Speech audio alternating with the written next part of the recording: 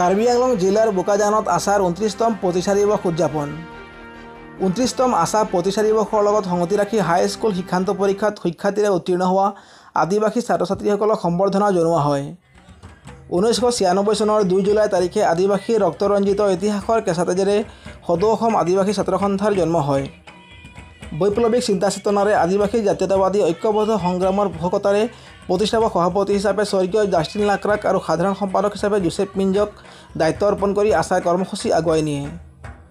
আছাৰ সংগ্ৰামী যাত্ৰাত শাসক প্ৰশাসকৰ নিপীড়ন নিৰ্যাতন অত্যাচাৰ উৎপীড়ন গুলী বাৰুদ কালৰ বাবে ঘূণীয়া হৈ শ্বহীদ বৰণ কৰা শ্বহীদসকলক গভীৰ শ্ৰদ্ধাৰে সুঁৱৰি শ্ৰদ্ধাঞ্জলি জ্ঞাপন কৰা হয়।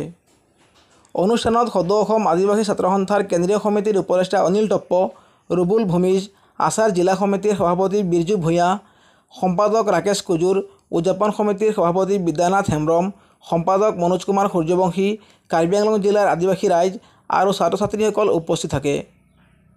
পৱন সতনামীৰ ৰিপৰ্ট, এনি এক্সপ্ৰেছ।